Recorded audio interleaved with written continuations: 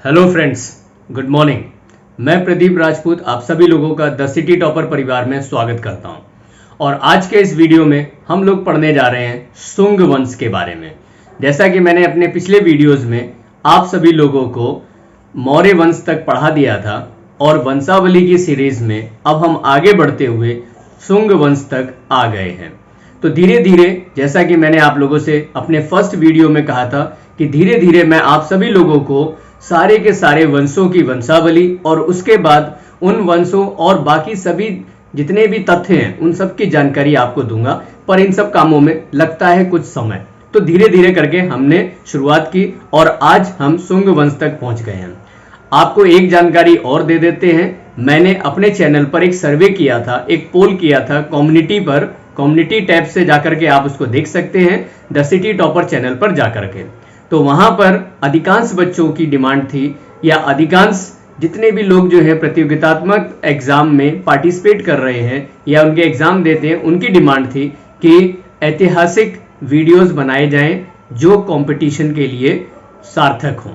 तो उसी वजह से जो है आज हम इसको और आगे बढ़ा रहे हैं। और आप सभी लोगों से कहना चाहेंगे कि जो भी लोग चैनल से जुड़े हुए हैं वो कम्युनिटी टैब पर चेक करते रहें और आप अपनी डिमांड भी वहां पर बता सकते हैं। जिसकी जितनी संख्या होगी, जितने डिमांड ज्यादा होंगे, उनको द सिटी टॉपर परिवार पहले वरीयता देगा।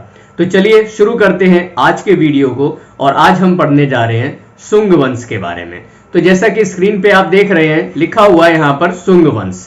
ठीक है, शुंग वंश को जब हम पढ़ेंगे तो हम यहाँ पर क्योंकि वंशावली पढ़ रहे हैं, पहले ही आपको बता दिया है, तो हमारा जो है सबसे ज्यादा ध्यान रहेगा इनके राजाओं के बारे में और उनसे जुड़े हुए कुछ तथ्यों के बारे में। तो अब हम बात करते हैं सबसे पहले कौन कौन से राजा शुंग वंश से संबंधित हैं। तो सबसे पहले जो राजा है वो है पुष्यमित्र शुंग। ठीक है, आप सभी को पता लग रहा होगा पुष्यमित्र शुंग। पुष्यमित्र शुंग के बाद जो अगले राजा बनते हैं वो है अग्निमित्र और उसके बाद सुज्येष्ठ। सुज्येष्ठ को ही ज्येष्ठ मित्र भी कहा जाता है। आप ऐसे भी याद रख सकते हैं, बड़ा ही आसान रहेगा। जितने भी राजाओं के नाम के आगे मित्र लगता है, थोड़ा ध्यान देना पड़ेगा। ठीक है, लेकिन एक थोड़ा सा जो है आपको हिंट दे रहे हैं कि इससे आपको आसानी मिलेगी। ये शुंग वंश से संबंधित राजा कहलाएंगे। अगला जो राजा है सुज्येष्ठ के बाद वो आता है वसुमित्र, और वसुमित्र के बाद वज्रमित्र, और वज्रमित्र के बाद भागवत। ठीक है, और भागवत के बाद जो आखिरी इस वंश के शासक हैं वो है देवभूति। ठीक है, तो इस तरह से इन राजाओं के बारे में हम अपने आज के वीडियो में पढ़ेंगे। यहां पर फिर मैं आपको बता देना चाहता हूं, अगर वीडियो आपको पसंद आ रहा है तो आप इसे लाइक कर दीजिए, शेयर कर दीजिए, और चैनल पे पहली बार है तो चैनल को सब्सक्राइब करके सब्सक्रिप्शन की संख्या भी बढ़ाइए, क्योंकि ये चैनल आगे चल के आपके लिए बहुत ज्यादा फायदेमंद होने वाला है। और मैं आपको एक चीज और बताना चाहता हूं, बहुत सारे यूट्यूबर्स बहुत अच्छा पढ़ा रहे हैं, लेकिन द सिटी टॉपर आपके लिए उन सबसे बेहतर इसलिए हो सकता है क्योंकि हम आपका बिना समय बर्बाद किए बहुत कम समय में बहुत ज्यादा तैयारी करवाने वाले हैं। लेकिन अब इस चैनल की भी अपनी कुछ डिमांड है। उस डिमांड में सबसे पहली डिमांड है कि चैनल का सब्सक्रिप्शन बढ़ा करके चैनल को जो है एक बड़े चैनल, एक YouTube पर एक अस्तित्व रखने वाले चैनल के रूप में आप लेकर आएंगे। क्योंकि अभी ये चैनल बिल्कुल नया है, हम लोग अभी YouTube पे बहुत छोटे हैं, लेकिन इसको बड़ा आप कर सकते हैं। तो चलिए शुरू करते हैं हम अपने वीडियो को आगे। और आगे चल करके हम सबसे पहले पढ़ेंगे शुंग वंश के स्रोत कौन कौन से हैं। देखिए, पूरी की पूरी जो जानकारी आपको इसमें दी जाएंगी वो काफी ज्यादा डिटेल में दी जाएंगी। ठीक है, लेकिन वंशावली से संबंधित। ठीक है, इतना आप लोग ध्यान रखेंगे। तो शुंग वंश के स्रोत कौन कौन से हैं, तो देखिए स्रोत में जो है पहले हम बात करते हैं साहित्यिक स्रोत। साहित्यिक स्रोत कौन कौन से हैं, तो साहित्यिक स्रोत में एक आपको मिलेगा गार्गी संहिता, यानी गार्गी संहिता से हमें जानकारी मिलती है शुंग वंश के बारे में। ठीक है, दूसरा है महाभाष्य, ओके, दिव्यावदान, मालविका अग्निमित्रम। ओके, मालविका अग्निमित्रम, इसमें तो आपको अग्निमित्र नाम ही दिखाई दे रहा है, तो ये अग्निमित्र जो है संबंधित इसी वंश से हैं। ओके, और फिर पांचवा साहित्यिक स्रोत है हर्षचरित्र। राइट, तो इन 5 साहित्यिक स्रोत से हमें शुंग वंश की जानकारी प्राप्त होती है। तो मुझे उम्मीद है साहित्यिक स्रोत अब आपको याद हो गए होंगे और इनके बारे में हम डिटेल में और आगे जानेंगे।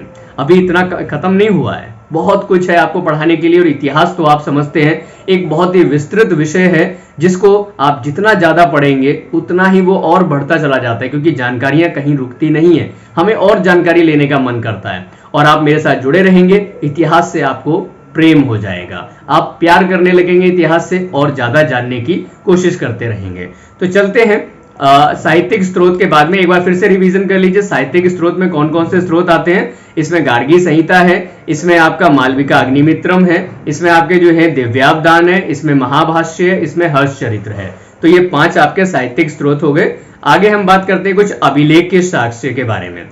तो अभिलेख के साक्ष्य की बात करेंगे तो ये कौन कौन से हैं? देखिए, एक अयोध्या अभिलेख, अयोध्या से जो हमें अभिलेख प्राप्त हुआ है वहां से हमें जानकारी मिलती है, और विदिशा से, उसी को भिलसा कहते हैं, भिलसा से जो अभिलेख प्राप्त होता है वहां से हमें इस बारे में जानकारी प्राप्त होती है। ठीक है, अब हम सिक्कों की बात करते हैं। देखिए, इनके जो है सिक्के भी हमें भारी मात्रा में प्राप्त होते हैं। वो सिक्के कहां कहां से प्राप्त हुए उनको पहले जान लेते हैं। तो यहाँ पर जो है कौशाम्बी से सिक्के प्राप्त होते हैं, अयोध्या से प्राप्त होते हैं, अहिछत्र से प्राप्त होते हैं और मथुरा से प्राप्त होते हैं। यानी कि शुंग वंश में जो सिक्के का प्रचलन चल रहा था वो सिक्के हमें यहाँ पे प्राप्त हुए हैं। तो ये जो है सिक्के से भी हमें जानकारियां प्राप्त होती हैं। तो देखिए, इन सभी को मिला करके जब हम बात करेंगे ना, इन सबको मिला करके यहाँ पर ये सिक्के जो हमने पाए हैं और हमें इससे बहुत सारी जानकारियां मिली हैं, उन सबके आधार पर हमने शुंग वंश को एकत्रित किया, समझा और इतिहासकारों ने जो है उसको आगे प्रस्तुत किया और हम उसी आधार पर इसको पढ़ रहे हैं। ठीक है, तो सबसे पहले राजा कौन है, जल्दी से आप लोग बताएं। सबसे पहले राजा मैंने अभी आपको शुरुआत में बताए थे, पुष्यमित्र शुंग। आपको थोड़ा सा याद करा देते हैं, पिछले वीडियो से जोड़ देते हैं। पिछले वीडियो में हमने पढ़ा था कि जो मौर्य वंश था, ठीक है, मौर्य वंश के आखिरी सम्राट की हत्या किसने की थी? जल्दी से बताएं। आखिरी सम्राट की हत्या पुष्यमित्र ने ही की थी और उनकी हत्या करने के बाद में यहां पर पुष्यमित्र शुंग ने नए वंश की स्थापना की और नया वंश कौन सा है? वो है शुंग वंश। अब यहां पर आप मुझे कमेंट बॉक्स में लिख करके बताएं कि मौर्य वंश के आखिरी सम्राट थे कौन? मौर्य वंश के आखिरी राजा का नाम बताएं। ठीक है, ये कमेंट बॉक्स में आप लोग जरूर लिखें। नहीं अगर पता है पूछे मुझसे, मैं आपको बताऊंगा। चलिए आगे बढ़ते हैं, पुष्यमित्र शुंग से संबंधित कुछ और तथ्यों को जान लेते हैं। तो देखिए, मैंने यहाँ पे सारा कुछ लिख रखा है। मैंने आपको पहले बताया है कि बाकी यूट्यूबर्स के मुकाबले हमारा चैनल क्यों बेहतर है, क्योंकि आपका यहाँ कम समय बर्बाद करके हम यहाँ पे लिखेंगे नहीं, हमारे पास कंटेंट पहले से लिखा होगा, बस आपको जल्दी जल्दी जो है बता देंगे, लेकिन आपके सारे डाउट सॉल्व करते हुए। और अगर आप हमारा पूरा वीडियो देख लेंगे, डाउट तो आपके बचेंगे ही नहीं, क्योंकि हम कोई फैक्ट छोड़ने वाले आपके लिए हैं ही नहीं। ठीक है, चलिए तो देखिए, शुंग वंश के संस्थापक के तौर पर हम जानते हैं पुष्यमित्र शुंग को। Is this clear? Pushyamitra Shunga को हम शुंग वंश के संस्थापक के रूप में जानते हैं, जिसने सफलतापूर्वक विद्रोह द्वारा अंतिम मौर्य शासक की हत्या कर दी थी। और अंतिम मौर्य शासक का नाम मिल गया आपको यहाँ पर उम्मीद है आप लोगों ने पहले ही कमेंट बॉक्स में लिख दिया होगा जो मेरा सवाल था।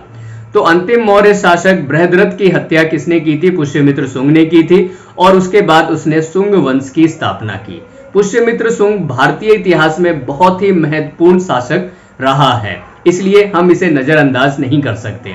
मुझे कमेंट्स में भी मिला था मौर्य वंश के बाद में कि सर पुष्यमित्र शुंग या शुंग वंश पर जो है अगला वीडियो बनाइए, और उसी जो है कड़ी में हम इसे आगे जोड़ रहे हैं। ठीक है, बस आप लोगों से जो उम्मीद है, मैंने पहले भी बोला है, बार बार नहीं बोलना चाहते हैं, चैनल को जितना जल्दी आप बड़ा करेंगे उतना ज्यादा वीडियो आपको मिलेंगे, हमें मोटिवेशन उसी से मिलता है। ओके, तो देखिए इसके बाद में बाण भट्ट ने जो हर्षचरित्र लिखी है, ठीक है, हर्षचरित्र, बाण भट्ट की हर्षचरित्र, उससे हमें पता लगता है कि सम्राट बृहद्रथ के सेनापति थे पुष्यमित्र शुंग, और पुष्यमित्र शुंग ने ही सम्राट बृहद्रथ की हत्या कर दी थी। याद रहेगा ना, एक एक फैक्ट आपको याद रखना है, और इससे पढ़ लिया तो कहीं कुछ छूटने वाला नहीं है। आगे देखिए, दिव्यावदान की बात करें, दिव्यावदान पुष्यमित्र शुंग को मौर्य वंश से संबंध मानता है। यानी दिव्यावदान के अनुसार क्या है, पुष्यमित्र शुंग जो है वो भी मौर्य वंश से ही संबंधित है। ओके, इसके बाद देखिए कालिदास क्या कहते हैं, कालिदास शुंगों को बैम्बिक वंश का ब्राह्मण मानते हैं। ठीक है, ये तो अधिकांश जो हमारे इतिहासकार हैं वो पुष्यमित्र शुंग को बैम्बिक वंश का, या बैम्बिक वंश का हम बात ना भी करें लेकिन ब्राह्मण ही मानते हैं। ओके, तो कालिदास के अकॉर्डिंग क्या है, पुष्यमित्र शुंग बैम्बिक वंश का ब्राह्मण था। ये आपको याद रखना है। देखिए ये वाले जो फैक्ट्स है ना, इस तरह के फैक्ट ये आपको कोई नहीं देने वाला है, और अगर डीप हिस्ट्री में जो है अगर आपसे पूछ लिया गया, स्पेशली कहां पर, जेआरएफ में, स्पेशली कहां पर, यूपीएससी के एग्जाम में, स्पेशली कहां पर, जब मेंस आप इतिहास का पेपर दे रहे होंगे वहां पर, तो ऐसे क्वेश्चंस पूछे जाएंगे। ओके, तो ऐसे सारे के सारे ऐसे इंपॉर्टेंट डीप फैक्ट आपको इस चैनल पर मिलने वाले हैं। ओके, आगे बात करेंगे धनदेव। धनदेव का अयोध्या अभिलेख है, यानी अभी हमने ऊपर पढ़ा था ना साहित्य अभिलेखों की श्रेणी में, तो धनदेव का जो यहाँ पे अयोध्या अभिलेख है, यहां से भी हमें जो है जानकारी मिलती है। और हमें क्या पता चलता है, इस अभिलेख से पता चलता है कि पुष्यमित्र ने 2 अश्वमेध यज्ञ करवाए थे। और आप तो अच्छे से जानते हैं अश्वमेध यज्ञ क्या होता है, वही जो भगवान राम ने भी करवाया था, जिनके घोड़ों को आगे चल के लव और कुश ने रोका था। तो वही अश्वमेध यज्ञ जो है यहाँ पे पुष्यमित्र शुंग ने करवाए थे। साथ ही साथ इन यज्ञों को संपन्न किसने करवाया था, इन यज्ञों को संपन्न करवाने का जो श्रेय जाता है वो पतंजलि को जाता है, यानी पतंजलि ने इन यज्ञों को संपन्न करवाया था। ठीक है, और इसकी जानकारी हमें कहां मिलती है, अयोध्या अभिलेख से। अयोध्या अभिलेख किसका है, धनदेव का अयोध्या अभिलेख है।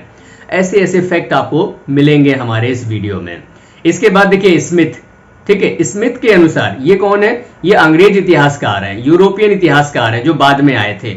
इन्होंने जो है इनकी खोज की थी। तो इनके अनुसार हमें पता लगता है कि कलिंग नरेश खारवेल, ये कलिंग नरेश खारवेल, इनका जो लेख है उससे बहुत सारी इतिहास के बारे में जानकारियां हमें प्राप्त होती है। बहुत इंपॉर्टेंट अभिलेख है, इसको आपको अच्छे से सब कुछ याद करना है। हम आगे एक और वीडियो बनाएंगे जिसमें जितने भी जो है लेख होंगे, जितने भी जो है आपके ताम्रपत्र लेख होंगे, जितने भी आपके जो है यहाँ पर शिला लेख होंगे, अशोक के बृहद शिला लेख होंगे, गुहा लेख होंगे, सब पर एक वीडियो बनेगा, एक बड़ा सा लंबा सा वीडियो। और उसमें कौन कौन सी जानकारियां मिल रही हैं, किस किस ने उसको लिखवाया है, किसने लिखा है, ऐसी सारी डिटेल आपको मिलेंगी, पर धीरे धीरे। चलिए तो आगे बढ़ते हैं।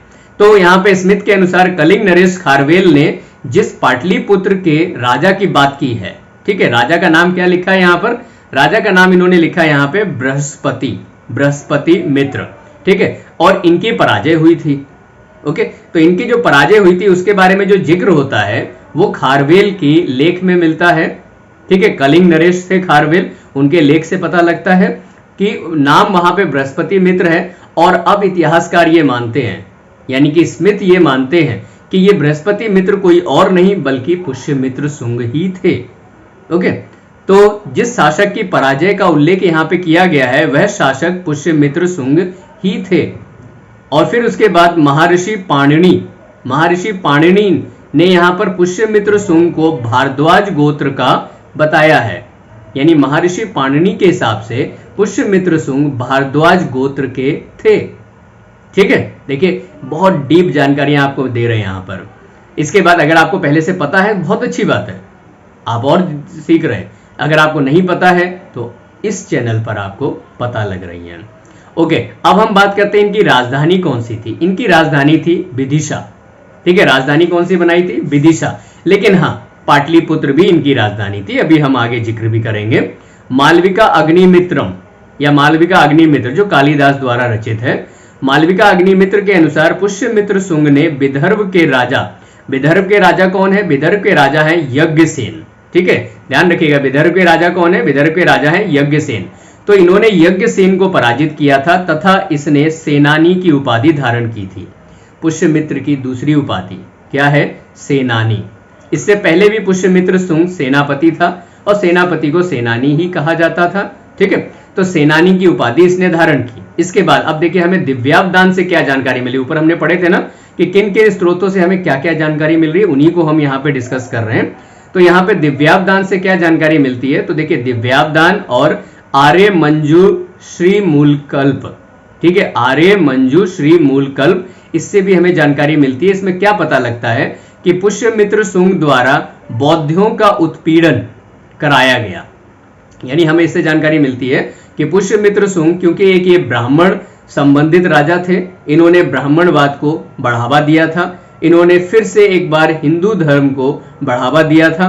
ठीक है, और बौद्ध धर्म में उसका पालन करने वाले लोगों की हत्याएं करवाई थी।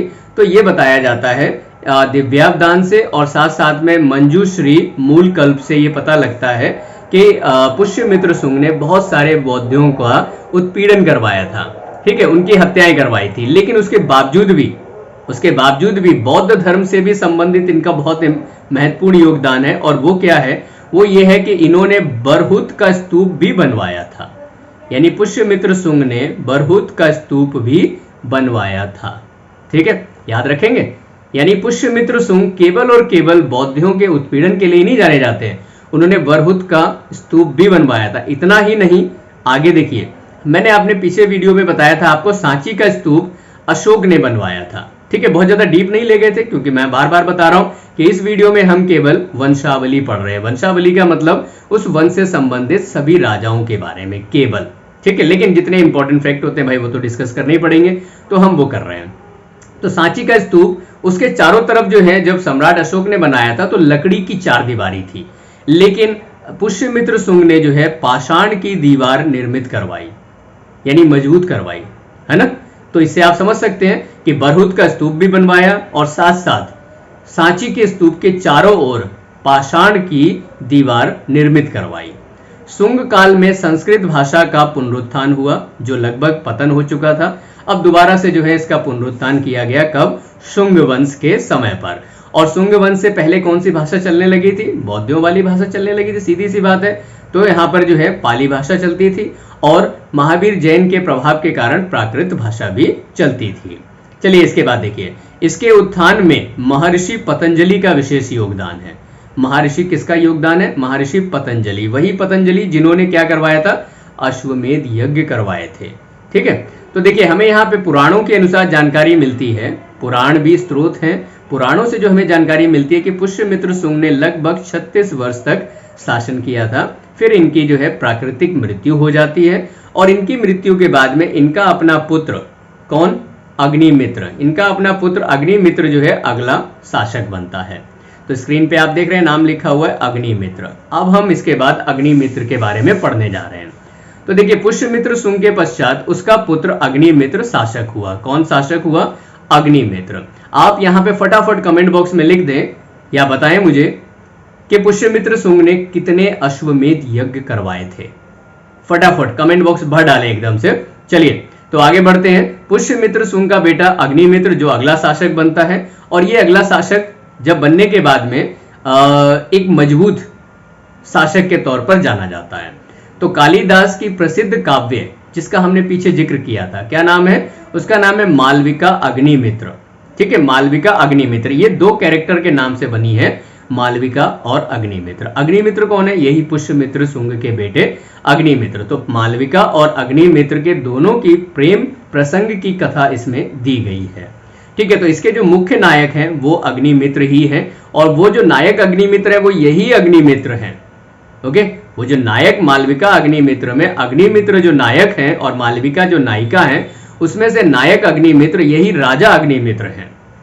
चलिए, तो इसमें मालविका और अग्निमित्र की प्रेम कहानी का वर्णन दिया गया है, और मालविका अग्निमित्रम में अग्निमित्र को अमात्य परिषद का उल्लेख भी मिलता है। ठीक है, यानी यहाँ पे हमें पता लगता है कि अग्निमित्र के शासन के दौरान यहाँ पर एक अमात्य परिषद चलती थी। इंपॉर्टेंट फैक्ट याद रखेंगे, किसके शासन काल में? अग्निमित्र के शासन काल में। ठीक है, एक अमात्य परिषद चलती थी। चलिए, तो इसके बाद अगले क्वेश्चन पे चलते हैं। सॉरी, गलती से निकल गया, क्वेश्चन नहीं, अगले शासक की ओर चलते हैं। और अगले शासक जो यहाँ पे बनते हैं वो है सुज्येष्ठ। ठीक है, कौन है? सुज्येष्ठ। ओके, तो अग्निमित्र की मृत्यु के पश्चात उनका बेटा अगला शासक बनता है जिसका नाम है सुज्येष्ठ, और इसी को ज्येष्ठ मित्र भी बोलते हैं, याद रहेगा, सुज्येष्ठ और ज्येष्ठ मित्र। चलिए, तो अग्निमित्र के पश्चात उसका पुत्र सुज्येष्ठ अगला शासक हुआ। उसके सिक्कों पर उसका नाम ज्येष्ठ मित्र था। हमने बात की थी, सिक्के हमें प्राप्त हुए। ठीक है, उन्हीं प्राप्त सिक्कों में से जो सिक्के सुज्येष्ठ के हमें प्राप्त हुए हैं, उन सिक्कों के ऊपर सुज्येष्ठ के स्थान पर नाम लिखा हुआ है ज्येष्ठ मित्र, और हम ये मान के चलते हैं ये अग्निमित्र का ही पुत्र था। तो उसके सिक्के पर क्या नाम मिला हुआ है? ज्येष्ठ मित्र। मालविका अग्निमित्र एवं गार्गी संहिता में यवन आक्रमण की जानकारी मिलती है, जिसे पुष्यमित्र शुंग के पौत्र एवं अग्निमित्र के पुत्र ने धराशायी किया। किसकी जानकारी मिल रही है? तो यहां पर हमें यवन आक्रमण की जानकारी मिलती है, और ये यवन आक्रमण की जानकारी हमें कहां से प्राप्त हो रही है? अरे मालविका अग्निमित्र से। मालविका अग्निमित्र के लेखक कौन है? कालिदास। ठीक है, चलिए आगे बढ़ते हैं। अब इसको जो है खत्म कर दिया, किसने खत्म कर दिया? पुष्यमित्र शुंग का नाती और अग्निमित्र का पुत्र हुआ कौन? सुज्येष्ठ, है ना, या फिर ज्येष्ठ पुत्र। ठीक है, चलिए तो इसके बाद अब हम आगे बढ़ते हैं। अगला जो शासक है जिसके बारे में हम पढ़ेंगे वो है वसुमित्र। कौन है? वसुमित्र। तो सुज्येष्ठ के बाद वसुमित्र शासक हुआ, जिसकी हत्या कौशल के मूल देव, याद रखिएगा नाम, क्या नाम है? मूल देव। कौशल के मूल देव ने इसकी हत्या कर दी और इसके बाद जो है अगला शासक कौन बना? वज्रमित्र बना। ठीक है, तो इनके बारे में कोई खास जानकारी नहीं है, आगे बढ़ते हैं। वज्रमित्र को अब हम अध्ययन करेंगे और वज्रमित्र जो है किसके शासन के बाद शासक बनता है? वसुमित्र के बाद। तो वसुमित्र के बाद शासक बनता है वज्रमित्र। वज्रमित्र जिसका शासनकाल महत्वहीन था, कोई खास कार्य इनके शासनकाल में नहीं हो पाया, और वज्रमित्र का उत्तराधिकारी आगे बनता है भागभद्र। भागभद्र इस वंश का एक महत्वपूर्ण शासक है। चलिए आगे बढ़ते हैं। तो वसुमित्र के बाद जो है भागभद्र अगला शासक बनता है और देखते हैं भागभद्र को हम अध्ययन करते हैं। तो भागभद्र के दरबार में ग्रीक शासक, ये बहुत इंपॉर्टेंट नाम है, आपको याद रखना है। क्यों इंपॉर्टेंट है आपको बताएंगे। एंटियालकीडस का राजदूत आता है। राजदूत का क्या नाम है? हेलियोडोरस। ठीक है, हेलियोडोरस। तो भागवत धर्म से प्रभावित होकर हेलियोडोरस ने बेस नगर में, बहुत इंपॉर्टेंट अभिलेख है ये बहुत इंपॉर्टेंट अभिलेख है। अभिलेख का क्या नाम है? बेस नगर। ओके, तो बेस नगर का अभिलेख के नाम से जाना जाता है। पूछा जाता है क्वेश्चन, किसने इसकी स्थापना करवाई थी, किसने लिखवाया था? हेलियोडोरस। हेलियोडोरस जो है किसका राजदूत था? ग्रीक राजा का राजदूत था, और ग्रीक राजा का नाम क्या था? एंटियालकीड्स। याद रहेगा, याद रखना पड़ेगा आपको, अदरवाइज कंपटीशन में आप पीछे। राइट, अब देखिए आसान चीजें तो सबको पता होती है, थोड़ा सा मुश्किल सीखिए, है ना, थोड़ा सा डीप सीखिए। राइट, और ये बहुत ज्यादा डीप भी नहीं है। आप लोगों में से जो लगातार इसका अध्ययन कर रहे होंगे उनके लिए मुश्किल नहीं होगा, लेकिन हमारी कोशिश है कि हम सबको एक समान और डीप जानकारी दे सकें। चलिए तो आगे बढ़ते हैं। इसके बाद में हम यहाँ पे बात करेंगे बेस नगर की लेक की स्थापना किसने कराई? हेलियोडोरस ने कराई। वसुदेव के सम्मान में करवाई थी। किसके सम्मान में? वसुदेव के सम्मान में इसकी स्थापना करवाई थी, और इसको जो है गरुड़ स्तंभ कहा जाता है। ठीक है, एक गरुड़ स्तंभ की स्थापना कराई थी, और इस पर 3 लेख उल्लेखित हैं। 3 लेख हम समझते हैं कौन कौन से वो 3 लेख हैं। एक कहते हैं दंभ लिखा हुआ है, छाया लिखा हुआ है, और अप्रमाद लिखा हुआ है। ये 3 शब्द इसमें जो है अंकित है, जिसका अपना महत्व है। दंभ का मतलब होता है आत्मनिग्रह, छाया का मतलब होता है त्याग, अप्रमाद का मतलब होता है सतर्कता। अप्रमाद का मतलब होता है सतर्कता। ठीक है, तो इन 3 शब्दों का अंकन कहां पर है? गरुड़ स्तंभ लेख में है। ठीक है, बेसनगर स्तंभ लेख में है, हेलियोडोरस के स्तंभ लेख में है, एंटियालकीडस के राजदूत हेलियोडोरस के स्तंभ लेख में है। किसके शासनकाल में आया था? भागभद्र के शासनकाल में आया था। ऐसे पढ़ के तो देखिए, कैसे नहीं आपको याद होगा, देखें। ठीक है, चलिए आगे बढ़ते हैं। अगले जो शासक हैं वो है देवभूति। कौन है? देवभूति। ठीक है, और देवभूति इस वंश के आखिरी शासक हैं, और इसके बाद नया वंश शुरू होगा। और आपको पता है नए वंश के जो संस्थापक शासक होंगे वो उनका नाम और इस वंश के शासक के नाम से मिलता जुलता है, इसलिए कंफ्यूज ना होना। ठीक है, देवभूति अभी आपको बताएंगे। तो यहां पर जो है शुंग वंश के अंतिम शासक देवभूति के नाम से जाने जाते हैं, और देवभूति अपने आप में जो है कोई प्रसिद्ध शासक नहीं है। ठीक है, तो देवभूति अंतिम शासक के तौर पे जाने जाते हैं, जिनकी हत्या इनके ही एक ब्राह्मण मंत्री जिनका नाम है वसुदेव, और वसुदेव तो इसमें भी थे, है ना, तो इनके अपने शासक जो हैं वसुदेव के नाम से ही ये भी वसुदेव होते हैं, और वसुदेव ने इनकी हत्या कर दी, जो इनके सेनापति थे और ब्राह्मण थे। ओके, यानी कि ये भी जो अगला वंश स्थापित होगा ना, ये भी एक ब्राह्मण वंश ही अगला स्थापित होने वाला है।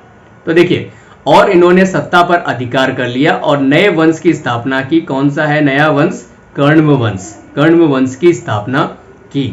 ठीक है, इस प्रकार एक नया वंश शुरू हुआ। नए वंश के संस्थापक कौन होंगे? वसुदेव, जिनके बारे में हम अगले वीडियो में पढ़ेंगे और उसका बेहतरीन अध्ययन करेंगे। यानी वो फैक्ट मैं आप लोगों के लिए लेकर आऊंगा जो हो सकता है आपको कहीं और पे प्राप्त ना हो।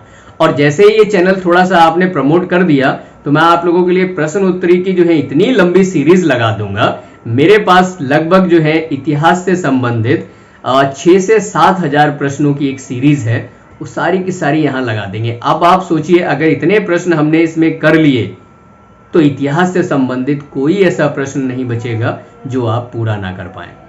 तो इसी के साथ आपसे फिर उम्मीद करेंगे आप हमारे चैनल को सब्सक्राइब करेंगे, लाइक करेंगे और अपने ऐसे सभी पढ़ने लिखने वाले दोस्तों को शेयर भी करेंगे, ताकि जो है वो भी इससे पढ़ लिख सकें। और इतिहास एक ऐसा विषय है जिसके बगैर आप कोई भी कॉम्पिटिटिव एग्जाम नहीं दे सकते हैं। इसलिए जुड़िए, देखिए, पूरा का पूरा वीडियो देखिए। द सिटी टॉपर परिवार से जुड़ने के लिए आप सभी लोगों का बहुत बहुत धन्यवाद।